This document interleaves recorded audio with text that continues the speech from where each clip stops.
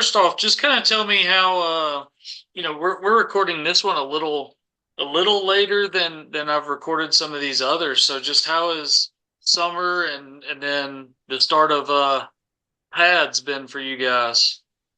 Summer was great, man. I think our team gelled together this summer. I saw some guys step up and take some key roles, step up and show some leadership. That I needed to see that because we lost some seniors last year that played a huge, role in our season. So got to see all that this summer. We had a first good 2 days of practice, Monday and Tuesday. Wednesday probably wasn't as good, but it was the start of the new school year too. So I know, the 7, 8 period day in that school building and all that, they had to get back programmed and they were kind of drained. Yeah, Typically like that, in my 21 years, I can recall that. But, we kind of called them up, addressed the issue, and they picked it up and they had a good end of practice yesterday. that's good. That's good. You played at Prattville, right? Yes, sir, I did. Man, what years, what position, what was your career like? I graduated in 2000, so 99 was my last year. Okay, I played, I kind of scattered all over the place. My sophomore year, I started at corner and okay. played some running back. And then my junior year, I played running back and linebacker. And then my senior year, I just played linebacker. Oh wow. Okay. Yeah, a little all over. Who was head coach then when you were there? The first 2 years, it was Tommy Lucas. And then my senior year was Bill Clark. Okay, I wondered if you crossed over with Coach Clark. Yeah, yeah, he was my coach my senior year. He was actually my head coach and my position coach. Hey, you can't beat that with that guy, man. Hey, he's a He's different dude now. Hey, he's a different dude when he's your position coach. He's a different animal. I believe it. I believe it. I was reading that so like you coached what? You've been head coach what at Florence and Marbury, and then you've been at Prattville as like coordinator and stuff. And I know you've been their head coach the last few years. Mhm. How cool is that being the head coach at your alma mater? It definitely was a different dynamic. I it's one of those things where when you take a head coaching job, you have a vision and you want to get your program to a certain status and you want to win big. For me, it was personal because it was home and because our program, hadn't been to standard the last few years. And fortunately, the last championship we won, I was on that staff. And so I want to be able to get this program back to that status because it's home and because, I'm a competitor and it's the right thing to do, but it's home, so it's personal. Yeah. How do you get it back to that? What are some of the keys? Well, the first, man, everything's got to line up. You got to have buy-in, and we've got buy-in from the administration. That's where it all starts. You got to have people at the top that understands that athletics that it's important, and they got to invest in that, and they got to buy into it. And Mr. Wolfen being our superintendent, Dr. Ferris being my principal here at Prattville High School, man, they get it and they understand the importance of athletics. And Mr. Wolfen is into his first year as superintendent. So things are definitely changing on that end of it. We just hired Blake Bourne as our athletic director. So that was a huge, hire for our school system and for our athletic program. So it all starts there. And then from there, you can go out and you can go get the coaches you need. You can get the structure you need within the school day to help build your program and get these athletes ready to play. So all that is in place and is heading in the right direction. That's awesome. Y'all been in what Region 2 since 7A came about in 2014, right? Down in Yeah. Region 2. Mm-hmm. Uh how familiar with Region 3 now that y'all have moved into that region? Man, not very familiar yet, but we've done a lot of homework on our opponents, and we kind of know the history of the programs. We know where they've been, the key people, the play callers, and all that. We've done our research, and we know where we are. One thing I'm going to tell you is just as talented or more as Region Two. I'm certain of that. I think even the teams that may not make the playoffs in Region Three could go to some of these other regions and make the playoffs. So, we're definitely into a talented region from the top to the bottom. You gotta every chance you get to win, you gotta take advantage of those opportunities. If the other team slips up and allow you to make some plays and get ahead, you gotta take those chances. You Yeah. gotta take Yeah. No, advantage of. you're right about that. Like I was looking, I guess the sports writers, top 10 preseason, who cares preseason rankings at all? Like who cares? But I did find it interesting looking at it. I'm up here in Trustville, and I was just looking at the top 10 teams, and I was like, Hewitt Trustville is the northernmost 7A team in the top 10. Like Mm. there's nobody north of Hewitt Trustful, the rest of the state in 7A that's in the top 10. So you're right, that region 3, that region 2 kind of area really fills out a lot of the really high level football at the class 7A level. Well, and even when you look at, I don't know if you've done the research and looking at your big classifications as far as championships, most Yeah. of the time your championship is going to come from that Birmingham area and then maybe touch down into the Mobile area. It don't really get up in the big classifications up north. Right. Up in the Huntsville area is from Birmingham, and then maybe as south as Mobile. So it's definitely some good football in that heart of the state there. Um, Another thing, last year, I'm looking at the polls last year, which I don't do often, but I noticed we had five five of the top 10 teams coming from Region 2. Yeah. And before making the Yeah. playoff. Yeah, I know it. It's crazy. Yeah. I mean, there's just no weeks off. I mean that No. people say that's cliche and that's hyperbole, but I mean it's true. Like we'll look at your schedule real quick. So I'm looking off at on another screen where I've got it. So y'all open are y'all opening on a Thursday night or a Yeah. Friday? We're opening on a Thursday, Thursday against Pike Road. right? And then next week at Stanhope Elmore. And let me just round out the non-region. Then y'all will finish off with Jag on November 1st. Yeah. But I mean, your Region 3 schedule. I'm just going to go in order. You're at Oak Mountain, host Tuscaloosa County, at Hoover. You get your bye week. Host Vestavia Hills, travel to Hewitt Trustful, host Hillcrest Tuscaloosa, travel to Thompson. I Mm-hmm. mean, there's not a week off. Like Right. not a week off at all. No, no. What do you kind of what have you learned about some of these region teams and whatever research you've done off season, watching them in the playoffs, that kind of thing? Who do you know the most about that kind of thing? Man, I feel like I have a very good amount of information on all of them, just based off of film I've seen. And one thing that's consistent across the board is the speed that they play. They play fast. There was one particular opponent, maybe in Hewitt Trustful, man, they were snapping the ball every 20 seconds. They play fast.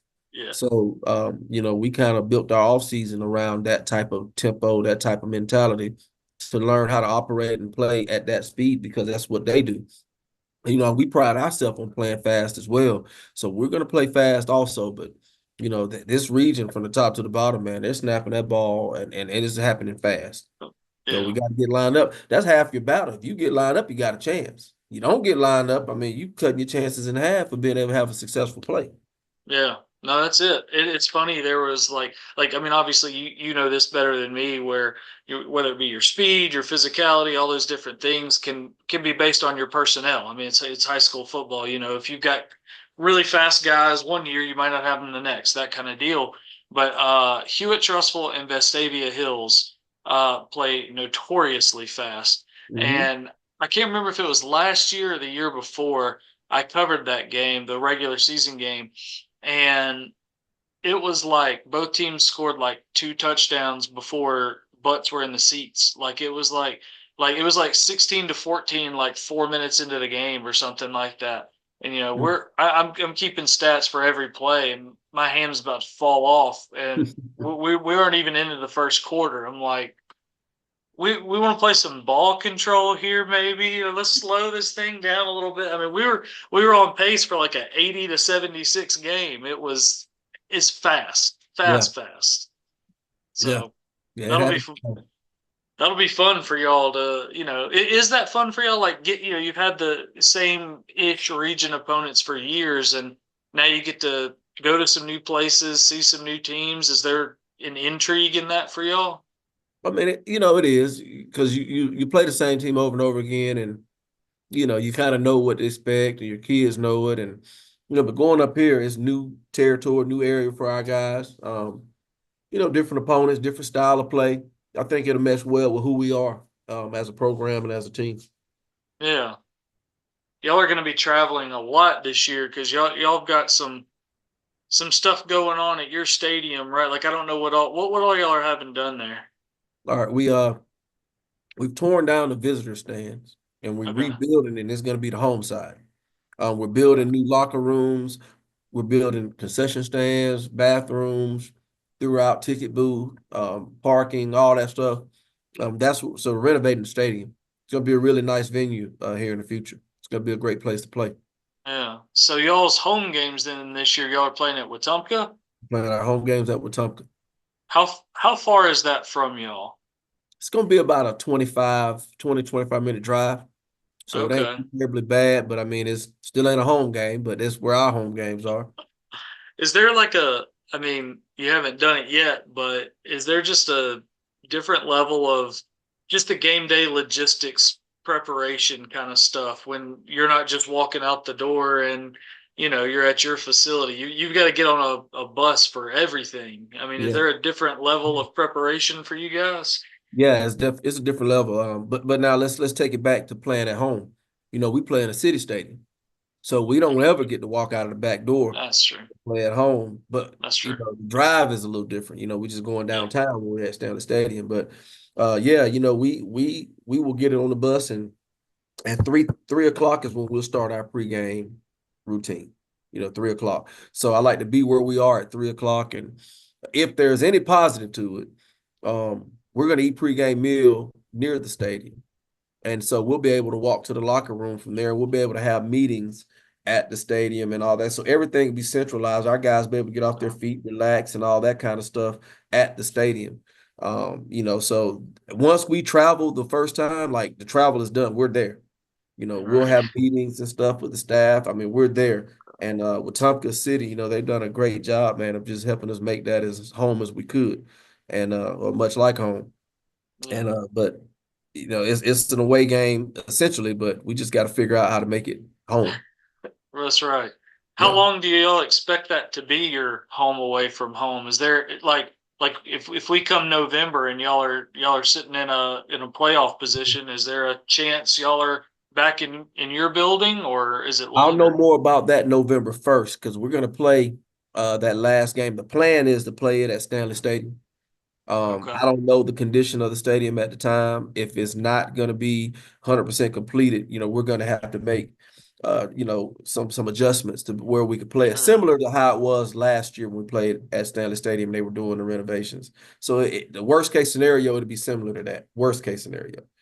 Best Okay. case scenario, we can use a lot more of the layout of the stadium and things like that than we could before. And then you never know. Depends on how far they're moving along in November. We may be able to. It just depends. Yeah, man. Such is life in construction. Yeah. That's for sure.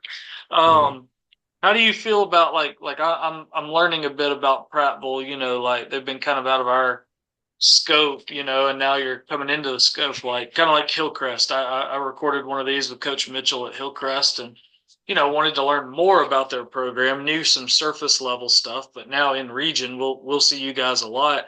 Um, Last year I'm looking went what 3-7, but like just kind of what was the lay of the land last year? How do you feel like it went? What went wrong? What was good? What was bad? That kind of thing.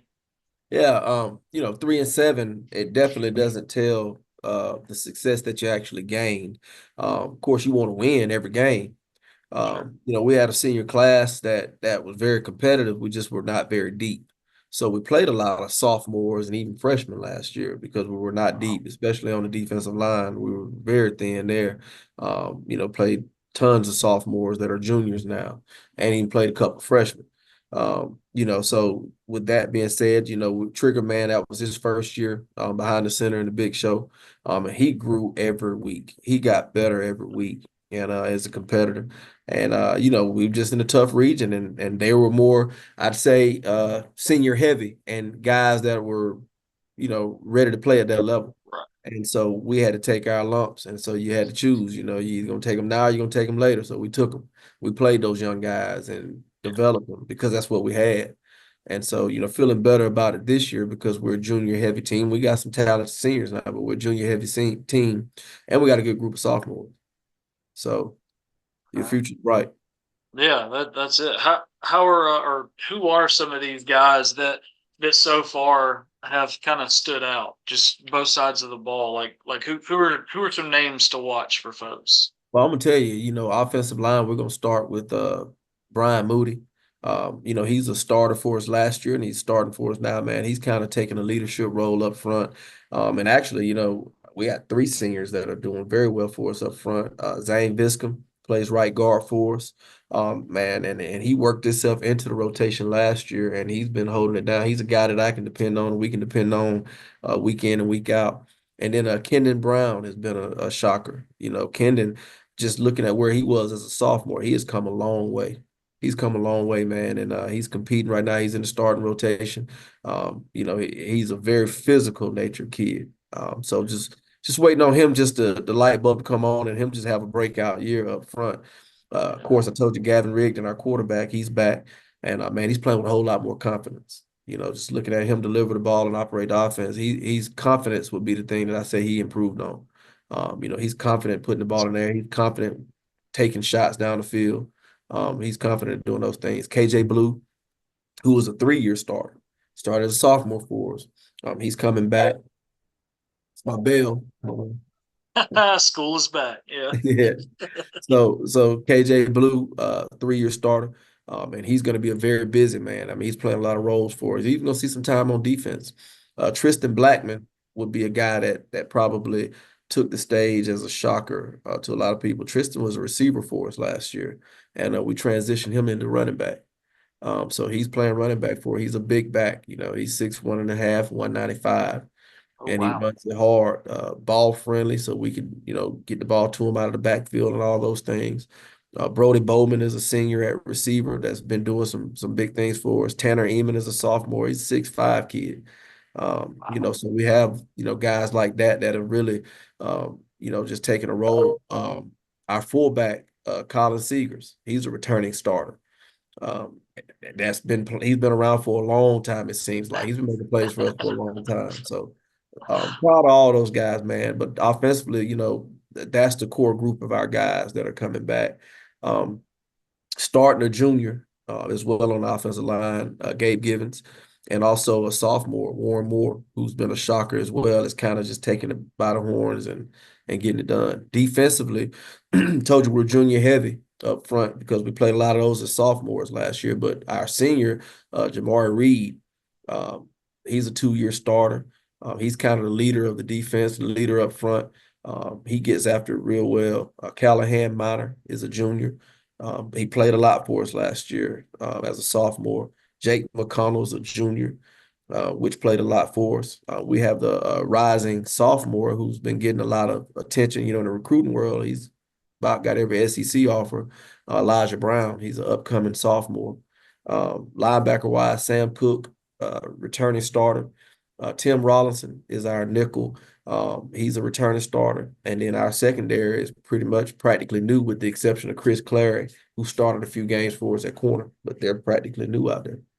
Yeah. Sounds like other than the secondary, like you talked about just then, it sounds like y'all got a lot of, I mean, youthful experience. Like you've got a lot of guys who have been through the fire a little bit. Mm-hmm. Yeah. And now another linebacker I didn't mention, Trey Rollinson, who will be a rising junior. He'll be a junior this year. Man, he is really shocked us. He's a playmaker. He struggled with some injuries last year, and he cracked the lineup as a sophomore last year. It's just we couldn't keep him healthy last year. But he's a playmaker now. He's a big time player. That's Tim Rollinson's brother. They both play, on that second level there. But man, those guys, Eric Townsend, is a rising sophomore who was really just blowing this thing away in the offseason. You know, in spring, he had a heck of a spring, and we found out real fast who he was, and he's going to get some playing time at linebacker at sophomore. So we're excited about those guys. Darryl Washington is another sophomore corner who it's just hard to keep him off the field because he's making plays. You know, Yeah. so we're young, but we got guys that are competing to get after. Yeah. That said, all those guys, all that guys who have experience, guys who have, surprised, your staff a little bit. How do you kind of feel about this season, that's rapidly approaching and against a very much a different schedule than y'all have played in the past? How are you kind of feeling about this season? Man, I'm feeling good about it. You know, one thing I know our guys are hungry for the success. I know they've earned it. They've worked for it. It's just it's all got to come together when it matters. And they've done all the little things right. You know, when you have a team, you can have a team full of talent, but if they don't play together, you're not going to accomplish what you want to accomplish. And one thing I said about these kids, they hold each other accountable and they care about each other. So that's the first thing. You know, if you can hold each other accountable and care about each other genuinely, you got something cooking. And they do that. And then we got some talent sprinkled in there, some guys that aren't afraid of the lights. And I'm sitting as I'm talking to you, I mean, I'm thinking of DJ Walton, who's another safety that's a junior, is going to Yeah. start for us. And Donovan Brown, I ain't mentioned him, who's a junior that started for us as a sophomore at receiver last year, Wow. made some key plays for us, But all those guys are back. So they're not shying away from competition. That's for sure. Yeah. Is there any level, I don't know how to ask it, like kind of focusing on that being in the 7A Region 3 where anytime y'all travel, like you're headed north, you're coming up to the Birmingham area other than Hillcrest, but like is there a level for these guys, not afraid of the lights, like you said, where they kind of you want to do this for the team, it's not me, but where they kind of a little chip, like I'm going to make a name for myself away from home, a good ways away from home. Is there any kind of level of that for these guys? I mean, I definitely believe that all of them want to do well because they all want to play this game at the next level. So if you're gonna do Sure. that, you're gonna do well. But I think what they also understand is that when we're successful, you're gonna be successful because Yeah. colleges are gonna recruit successful programs. That's it. So it all plays together, it works hand in Oh, hand. And if you're gonna spend that much time at it, you might as well be an expert. Have your attention, please. Yeah. School. Yeah. We'll give it just a second to pass over. La, Yeah. la, la. We'll play some elevator music or something. Then you can send a 10th grade student to the main for available meeting. I like that logo on y'all's helmet, by the way. You I like like that? that. I Power like, P? yeah, I like that. That lion shaped like a P. That's cool. Yeah, that's that Coach Clark. That was something that he put in the program, had it trademarked and all that. Wow, man, Yeah. he's awesome. He's awesome. I wanted to ask you this. I was looking. I like finding program records and following, just wins, as a program and different stats about teams' history. I love history. I saw on here that the Football Historical Society has Prattville at 593 all-time wins for the program, so only 7 away from a 600. Like, does a milestone like that, whether that happened, that's 7 wins, and as you know, 7 wins against a schedule in 7A, whether it be Region 2 or Region 3, that's hard to come by. So whether it be this year, next year, whenever it is something like that something that Prattville celebrates a milestone like that? Does it mean much? What do you think? I think it does. I mean, Prattville is a traditional program. I mean, there's a lot of rich tradition in Prattville. And unfortunately for me, I was able to see that early in my career because I was able to be a part of the success. When we got beat by Hoover in 2004, we got defeated, but that's the first time we made it to the state championship game since 1984. So I think it's going to be a huge milestone to get to 600 wins. There's a lot of programs that don't have that or not close at the moment. Oh, So the tradition of this place it'll be a huge milestone to get now. They ain't just giving them wins away in the region, so we got to definitely be prepared. We got to be prepared to get them. That's right. That's right. Just my last thing. I've asked every coach this. A lot of them have said the same thing. Some of them have said some different stuff, but it's just kind of a general cliched question. Can be anything, but what this season in particular, this fall in particular, what are you looking forward to the most? I'm looking forward to just the energy that we get from the community, getting the community together to the games. That's a different type of energy. I don't know, man. I've coached in Florence, and man, they got a great community there. I've coached in Marbury, I've seen the praises there, but it's something about the energy that the Prattville community brings to the stadium on Friday night. It's different, and that adrenaline is different, and with some success and things like that going on, it gets electric and it don't die down. So I think I'm looking forward to that. I'm looking forward to the camaraderie of the guys and all that kind of stuff and them getting what they work for. But, just having the community show up to the games and support the kids, and that student section is typically pretty rowdy. All that plays a role in it. It's going to be hostile environments, whether we're at Prattville or Wetumpka or even on the road. They're going to make it hostile. And that's the fun part. Yeah. Is the community is your sense so far that, like, I know they're like, y'all travel well, I would assume. Mm-hmm. So like y'all will obviously travel well to your home games this year at Wetumpka, but I imagine these games, especially in the region, like you're coming to Oak Mountain, you're coming to Hoover, coming to 5 minutes from my house at Hewitt-Trussville, and coming to Thompson. I mean, especially, no disrespect to Oak Mountain, they've struggled a little bit, but at Hoover, at Hewitt-Trussville, at Thompson, I imagine those road trips, y'all will have a caravan coming up 65. Yeah, that's what we plan to, man. We plan to pack the house out, pack outside. Anytime we can get more fans there than the home team, I feel like we're doing something. That's our goal. That's our goal. We want to take over the stadium, and we want our guys to know that the community supports them, and that energy that they get from that. I mean, our guys, that is what pushed them over the edge. They can get that community to buy in and support them, man. They go the extra mile. That's awesome. That's awesome. I'm happy to have y'all in the region. We always like when there's at least a little bit of region shakeup, Yeah. Like during this reclassification, I think all of us were like, we felt certain that Chelsea was going to drop back down to 6A. And then I heard late in the game, numbers, we call it silly season, like people are saying this team's going to go down, and you see some numbers, and then someone else gives you different numbers about the same school, and it's a mess. I stopped a few years ago, paying attention to that. The little sheets that go around and they got it all, bro. Man, I got bit so many times by that. I stopped even paying attention. Yeah. Yeah. Because the state's gonna do something totally opposite than what you think. Exactly. I mean, and it was, I think finally, like there was that this last class reclassification was that 1 year where there was like a general consensus for Region 3 that Chelsea was going to drop.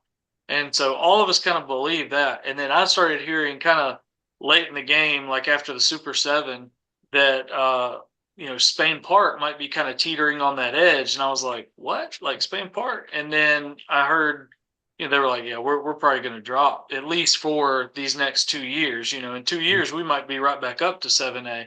And so then that happens, and it was like, whoa, what are we going to do here with Region 3? Like who's going to come in? And so Region 3 at least expanded out of this Birmingham area a little bit by getting Hillcrest and getting Prattville. And so I'm excited to see some new blood in the region. And usually when we talk to these Region 3 coaches, they talk about they all know each other, they all know the personnel, they all know the programs, all that. And now we've got like just a little bit of a couple weeks here and there where things are going to be different. It's going to be what's Hillcrest doing? Who are some guys there? Prattville, right. Like who are these guys? What are they about? We get just some different helmet matchups. And right.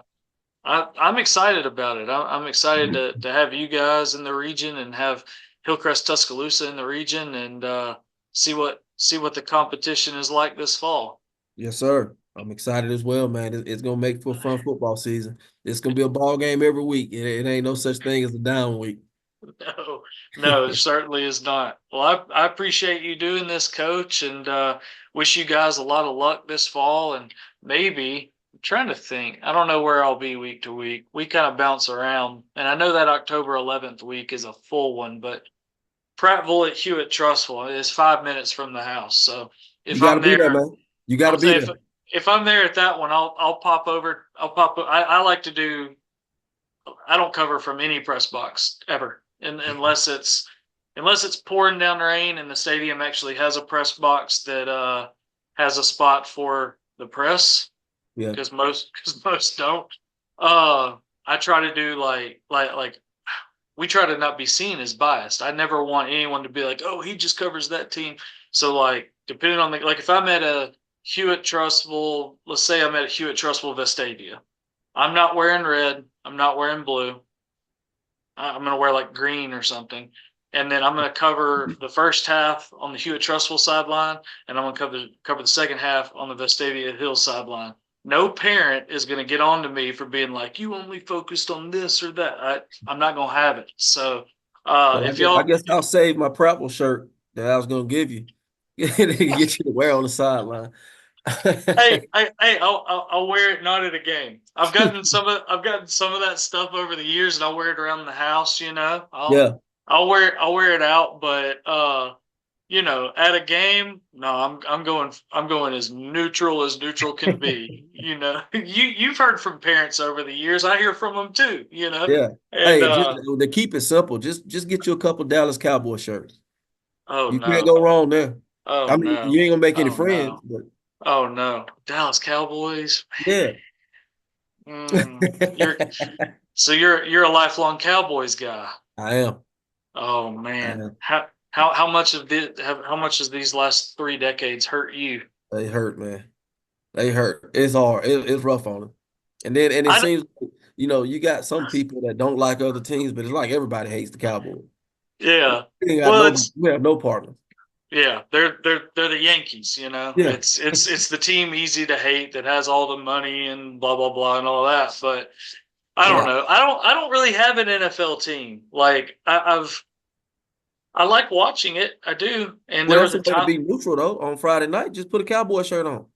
Oh man, I don't know that I can do. I don't know that I can do it. I used to. So in college, I was like, I've got to adopt a NFL team. All my buddies had, they moved to Tuscaloosa from other states.